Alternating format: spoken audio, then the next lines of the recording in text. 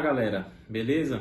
Então, tô aqui novamente para gravar mais um vídeo, né? Mais um vídeo falando sobre política. O assunto quente do momento é a reunião ministerial que aconteceu no dia de ontem, né? E assim, como eu já tinha falado lá no primeiro vídeo, que teríamos que esperar as provas, né? Para decidir quem é que estava certo no embate entre Bolsonaro e Sérgio Moro, né? Hoje, pelo menos para mim, ficou definido, como eu já imaginava desde o começo. Foi assim, quem quiser dar uma olhada no primeiro vídeo que eu gravei, esse é o terceiro até agora, falando que tinha que esperar as provas para a gente entender o que tinha acontecido. Por quê? Se o Sérgio Moro, na condição de juiz, conseguisse comprovar tudo o que ele disse, uma hora dessas, ou mais para frente, daqui a alguns meses, teríamos o impeachment do Bolsonaro. E comprovando esse crime de interferência na Polícia Federal, entre outras coisas, eu mesmo seria uma das primeiras pessoas a correr atrás, ir para a rua e pedir o impeachment do presidente Bolsonaro, se ele tivesse incorrido em crime, né? E no primeiro vídeo eu falei sobre esse julgamento tão rápido, sobre buscar um lado tão rápido sobre as coisas, sobre querer achar uma posição e ter aquela posição definida. E também, como eu disse no primeiro vídeo, que quem fazia essas coisas, igual eu falei assim, olha, não tem um lado ainda, não sei o que aconteceu, vamos esperar os fatos. Já era acusado de ser bolsonarista. Infelizmente o Brasil tá desse jeito, é tudo muito binário, você não pode esperar as coisas acontecer, você não pode ter uma análise mais fria sobre as coisas, né? Então, assim, quais foram os resultados das ações do Sérgio Moro até agora, na minha visão, né? Primeiramente, ele na condição de ministro, ele fez aquele depoimento no Ministério da Justiça, falando contra o presidente, tudo o que ele falou, que o presidente tinha interferido na Polícia Federal, que sempre quis trocar o dirigente da Polícia Federal e etc. Bom, mas isso não é o cargo do presidente que escolhe? Por que não ser pragmático agora? E isso foi uma coisa que eu fiquei sem entender, né? E naquele mesmo dia o Sérgio Moro deu prints no celular dele e mandou para a Rede Globo, maior inimiga da imprensa do presidente nesse momento, e também do Sérgio Moro, né? Que todo mundo sabe que na Rede Globo só tem a galera de esquerda, e eu sei que eles não foram felizes quando teve aquele julgamento sobre o ex-presidente presidiário, o Lula, né? Depois disso veio a grande imprensa, nossa, agora o Moro vai fazer o depoimento para a Polícia Federal, vai entregar o celular dele, vai acontecer tudo aquilo, e foi aquele alarde todo. De novo, todo mundo deu com os burros na água. Não aconteceu nada, nada demais. O Moro falou que quem tinha que julgar se o presidente fez um crime ou não seria a justiça e não ele. E o pessoal esfriou. E por último ficou aquela coisa, não, na reunião ministerial ele tentou interferir, a gente tem provas disso, etc, etc e tal. E a reunião ontem, aconteceu o quê? Não aconteceu nada, ao meu ver, né? Não teve interferência nenhuma. O presidente falou sobre a segurança dele no Rio de Janeiro, né? E eu vejo assim, como eu falei desde o começo, o Sérgio Moro, a partir do momento que ele deixa um magistrado de 22 anos, ele só tem dois caminhos para ter uma carreira, assim, excepcional. Número um, ou o Bolsonaro nomeia ele para o STF, algo que eu ainda torço para que aconteça, mas tenho quase certeza que não vai acontecer. E o outro caminho que ele tem é o caminho político. Agora, para mim, o que sobra para ele é o caminho político, que é ele tentar a eleição no ano de 2022. Muita gente já adota o Moro como super-herói. Eu vou votar no Moro, independente do que aconteceu, tudo bem. Cada um tem a sua escolha. Pode ser que até eu vote no Sérgio Moro em 2022. Mas só que primeiro, para eu votar no Sérgio Moro, ele tem que mostrar o plano de governo dele. É sempre isso que eu falo. Qual é o plano de governo do Sérgio Moro para a educação, para a saúde, para a segurança até que a gente sabe, para a justiça a gente também imagina, mas para todas as outras áreas que o Brasil é super carente. Quais são os planos do Sérgio Moro? Como ele vai governar? Porque, assim, uma coisa que o Sérgio Moro demonstrou dessa vez é que ele não tem um punch político. Foi muito infantil a saída dele, do jeito que ele saiu. Mas eu até entendo por que isso aconteceu, porque a profissão de juiz, normalmente o juiz é quem julga, né? É algo quase divino. Eu tenho certeza que muitos juízes por aí se consideram quase semideuses, ou até Deus, né?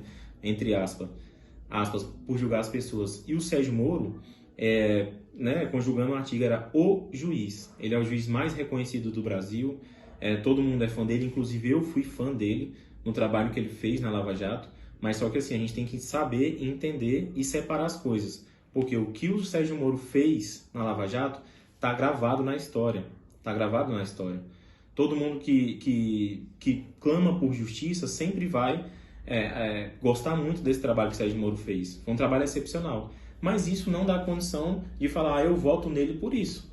Porque existem diversos trabalhos excepcionais espalhados pelo Brasil em diversas áreas e ninguém tem o direito de falar que vai votar em outra pessoa só por causa disso. Entendeu?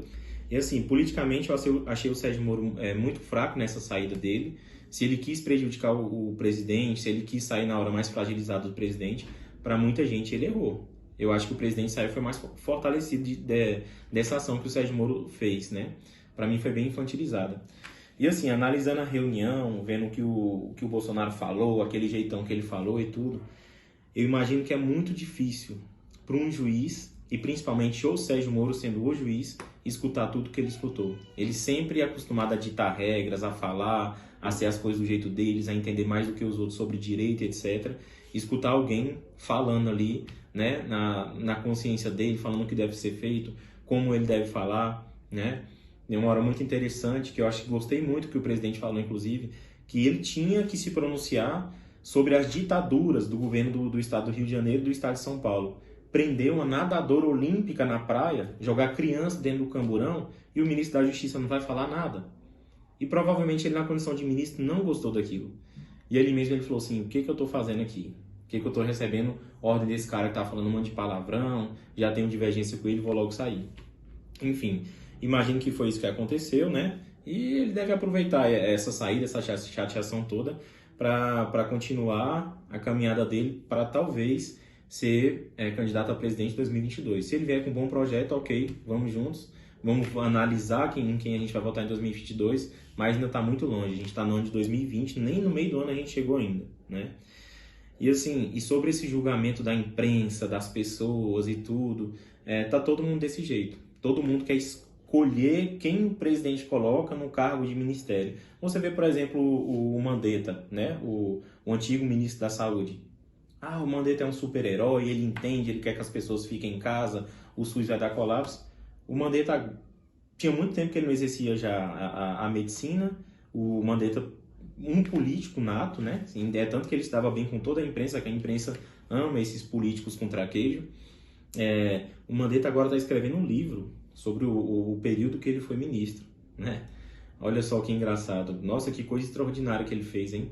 E além disso, o Mandetta agora também está dizendo que o Bolsonaro quis mudar a bula da cloroquina.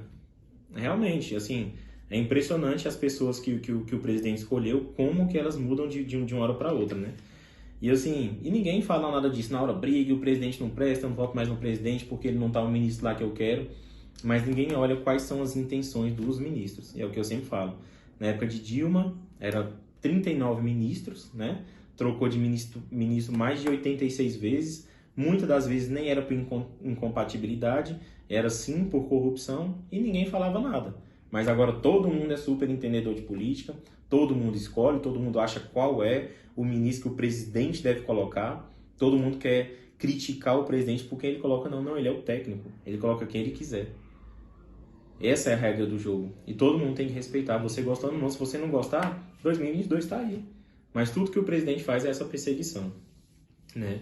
Agora sim, eu quero falar do Bolsonaro. Assim, apesar daquele jeitão do Bolsonaro, aquele jeito dele que ele fala, aquele tanto de palavrão, aquilo tudo, eu sempre falo isso para as pessoas. O Bolsonaro é um dos caras mais coerentes no Brasil.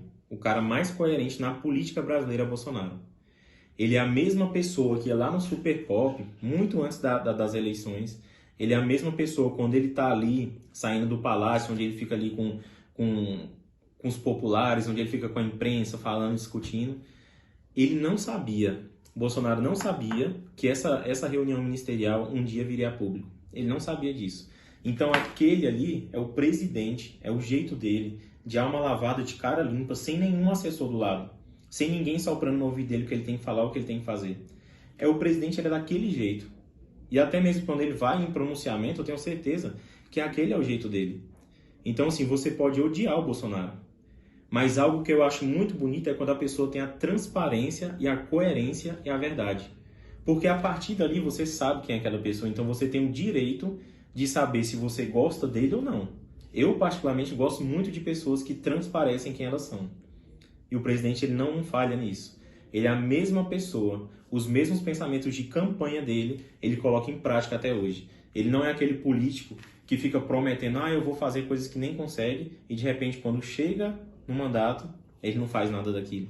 Então, a coerência do presidente é algo muito louvável nesse momento, né? E assim, e um outro fato muito importante, deixa eu só molhar a palavra aqui que já está secando,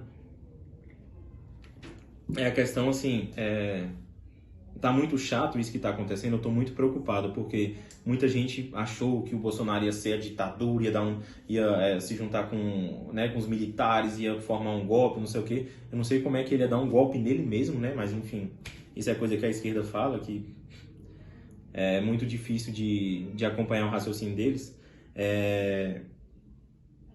O que eu penso é que o governo, o presidente não está conseguindo colocar em prática, ele não está conseguindo governar, sabe? Tá muito difícil para ele governar, porque todo o canhão de qualquer lado da sociedade é apontado para ele. Vem nessa questão que eu falei da escolha das pessoas que querem que ele seja político, né? Ele já tem o que a esquerda sabe fazer de perfeito é ser oposição. Então ele já tem isso muito forte, né? Esse jeito do Bolsonaro ser também já atrai mais opositores para ele ainda. A imprensa não faz questão nenhuma de apoiar ele em nada, mesmo quando é um projeto bom, em nada mesmo, nem economicamente está contra. Os ministros que saem do governo dele já automaticamente são oposição. Mas o que me preocupa mesmo porque todo mundo pode fazer isso, ninguém é obrigado a gostar dele, principalmente o parlamento, né? O Poder Legislativo tem todo o direito de fazer oposição ao governo Bolsonaro. Agora, o que está me incomodando é o Judiciário, sabe? O Judiciário, ele está sendo ditatorial e o Judiciário está sendo militante. Isso não é bom para a nossa República, não é bom de forma alguma. Isso já vinha acontecendo há alguns anos, as alianças que aqueles caras têm lá, mas agora eles estão exagerando, eles estão passando um pouquinho do ponto. Você imagina em qual país você pega, por exemplo, os Estados Unidos? Onde é que é o presidente autorizar uma reunião ministerial dele aparecer, assim, sem mancha nenhuma, e a público? Você imagina isso nos Estados Unidos, você imagina isso num país sério, numa Alemanha, ou então até você que é comunista. Você imagina uma reunião do Xi Jinping, ou até aqui na Venezuela acontecendo isso? Alguém fala assim, não tinha ensaio, ali era uma reunião. Você que tem uma empresa, você que trabalha numa empresa, você que é uma pessoa séria, até uma escola, qualquer lugar que tem uma reunião, numa igreja, tanto faz. Onde é que se imagina que uma reunião que você está ali para debater ideias, para formar o que você quer fazer, um plano, porque ele estava debatendo o plano, o presidente estava pedindo para os ministros se alinharem com a fala dele. Coerência. Ele estava falando para se fazer o que ele vinha falando desde a campanha para fazer. E muito ministro ali não estava fazendo, estava alinhando os pontos. E aquilo vai a público. Aonde que um país sério vai acontecer isso? E o presidente falou assim, eu poderia ter apagado esse vídeo. E ele não apagou. Porque se ele tivesse apagado, meu filho, agora, uma hora dessa, ele estaria, assim, no furacão. E ele não apagou, ou seja, ele não teve medo. Mas o que ele imaginou que ia acontecer? Que o Celso de Mello, para quem não sabe, o Celso de Mello é primo do Fernando Collor de Mello, que foi indicado para lá, porque ultimamente é assim, é advogado, é juiz que nunca passou em concurso, né? Um caso do petista Dias Toffoli que está lá dentro, não conseguiu passar no concurso para a magistratura e é ministro do STF, a nossa Suprema Corte é formado por esses caras. O outro é primo do Fernando Collor de Mello, foi ele que indicou ele para estar lá, e o cara coloca o vídeo na íntegra. Para quê? Aí vem a imprensa, pega só o que eles querem, pega ali uma fala dura do ministro da Educação, pega o outro ministro e pronto. E vai o presidente falando palavrão. Ou seja, o que eu quero falar é essa ditadura não conseguiram ganhar do presidente nas eleições. Ele teve 57 milhões de votos. Mas só que ele não consegue governar. Sabe por quê? Existe uma ditadura do judiciário e todo mundo está tentando derrubar o presidente de qualquer jeito. Seja no judiciário, seja na mídia, seja de tudo, ele não está conseguindo governar. Como é que o presidente não consegue nomear para a Polícia Federal, isso é atribuição do presidente, um cara que ele quer? Como que ele não consegue fazer isso? Como que um ministro do Supremo chega, dá uma canetada e fala, não, você não vai fazer isso? Sendo que esse ministro Alexandre de Moraes que deu essa canetada, ele é amigo do Michel Temer que colocou ele lá dentro. Então, assim, as coisas estão ao contrário. Está todo mundo muito preocupado com a ditadura militar no Brasil. Mas e a ditadura do judiciário? Nós vamos ficar parados, ninguém vai falar disso, ninguém reclama. É o tempo todo só falando do que o presidente faz, o presidente faz, o presidente faz. E o governador pegando a gente na praia e colocando no camburão. A outra mulher correndo no parque, um prefeito petista vai lá e prende a mulher, 4 caras para segurar a mulher. E tá desse jeito e ninguém vai falar nada, todo mundo vai ficar só pensando no Bolsonaro, Bolsonaro, Bolsonaro, e ninguém vai resolver as coisas. A gente tem que parar para pensar. O princípio de Montesquieu são três poderes harmônicos, mas nenhum pode interferir no outro. E isso está acontecendo no Brasil e teve muita gente preocupada se o Bolsonaro ia fazer uma ditadura, mas a ditadura está vindo ao contrário. Então a gente tem que começar, né, a pensar nisso, né? E assim, a reunião mostra realmente que em muitos pontos o Bolsonaro tem razão, a preocupação dele com a economia, com a saúde, estava todo mundo ali. Ele não imaginava que isso ia vir a público. Então assim, galera, eu acho que a gente tem que pensar de verdade. A gente tem que pensar, quem não tem muito conhecimento nessa área, sobre a interferência do que um poder pode fazer em relação ao outro, a gente tem que pensar, veja, o STF ela é a corte maior do Brasil, judiciária. E esse exemplo que eles estão dando está me preocupando. Vou dar o exemplo aqui de Brasília. O Ibanez Rocha, o governador, também pode gostar dele ou não, pode gostar do que ele está fazendo ou não, eu não sou muito a favor do isolamento da forma que ele foi feito, mas ele decidiu voltar ao comércio de Brasília, voltar às atividades normais a partir do dia 5. Fez um cronograma e voltar. Chega uma juíza federal e fala, não vai voltar. Imagine que a população, mais de 1 milhão de brasilienses voltaram no Ibanez. Ele é o chefe do poder executivo. A população escolheu ele para executar o que a gente tem que fazer ou não. Chega uma juíza que passou no concurso, o magistrado falou assim, não vai votar dia 5. Ah, mas por que não? Porque eu quero que você me apresente um plano para dizer que você vai votar. Vocês estão entendendo o que eu quero falar? Olha a preocupação que eu estou em relação ao que o judiciário se tornou no Brasil. É como se algum juiz que tem alguma posição política não aceitasse as eleições. Isso é um problema muito grande que a gente está vivendo. E aí vai vir agora debate sobre o palavrão do presidente, não sei o que, mas o que realmente importa nesse momento, ninguém está falando. Todo mundo deixa passar. Por quê? Porque é um juiz. E aí, vamos ficar calados, vamos deixar os juízes fazerem o que eles quiserem? Né? Então é isso, né? Eu acho que, pelo menos para mim, se as eleições fossem hoje, independente do quem o Bolsonaro fosse para o primeiro ou para o segundo turno, se fosse com o Sérgio Moro, com o Luciano Huck, com algum ministro do STF, com qualquer um, o Bolsonaro continua ganhando. Porque o Bolsonaro continua com a coerência e assim, agora o ministro do STF quer o celular do presidente. Isso assim, é uma coisa que não dá para imaginar, né? Mas assim, eu fiquei triste, não foi bom para o Brasil a forma que o Sérgio Moro saiu. Acho que eles tinham que encaminhar lado a lado. Mais uma vez eu falo que eu torço para uma reconciliação. Acho muito que isso não vai acontecer, é impossível acontecer. Mas que o Moro vá um dia para o STF, para pelo menos mudar aquilo lá. Tentar mudar, né? Porque tá difícil, né? E o presidente, cara, não sei como é que esse cara tá aguentando. Não sei como é que tá. Porque ninguém deixa o cara governar. Para azar dele e da população mundial, ainda vem essa pandemia, então assim, tá difícil, eu não sei como é que ele tá aguentando não, beleza? Então é isso aí, um abraço, se você gostou aí, se inscreve no canal, né? Aquele mesmo esquema, deixa seu comentário, seu like, e é isso aí, até o próximo vídeo, um abraço.